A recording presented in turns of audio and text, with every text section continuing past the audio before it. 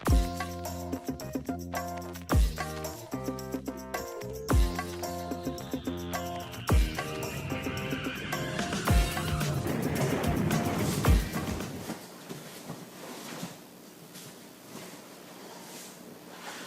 now we're going to escape technical mount. And this is just a quick bonus one for you guys. Sometimes you turn to your side, you guys get technical mount, and you kind of get stuck there. This is a great way to make your partner feel a little dumb. So maybe you're trying to go for your bridge and roll, and he turns, which is a very smart thing for him to do.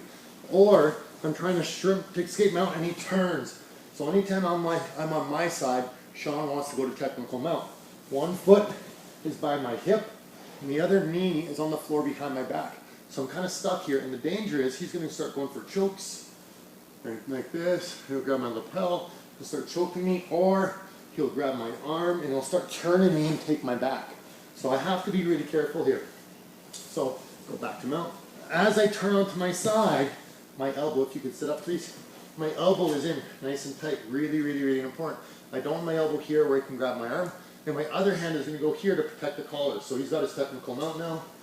I put my hand here, so if he does try to feed the collar, my hand's in the way, which will slow down his choke.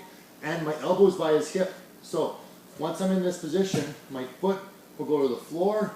I'm going to push and bridge and slide out. You can see Sean starting to get stretched, and then he starts to pull his back onto the, or his butt onto the floor.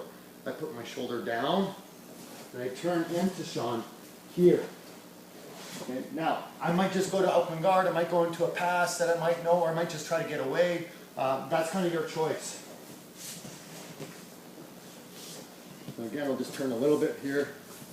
I turn onto my side, he went to technical mount, elbows in, foot's on the floor, and I sweep my leg and my hip out. So I'm getting that stretch for Sean. Now, if I move myself away from Sean, it's kind of like he's doing one of those stretching on his quad kind of thing. So he's not in a very, very strong position. Right? And that's what I want. I want to try and stretch him out.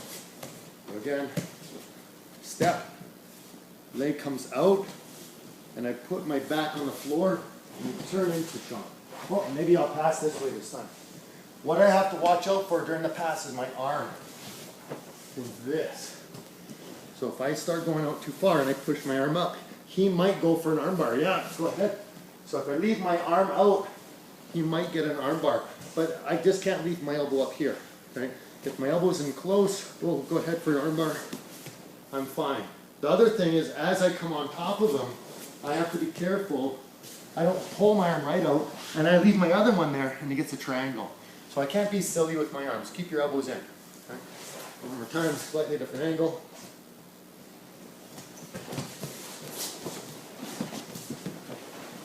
There you go. Really, really fun one. Makes your partner really off balance. Fun to do.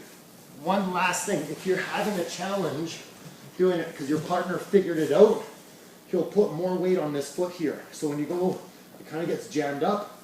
You're going to take this leg and put your back on the mat, and then you go into your shrimp the other side.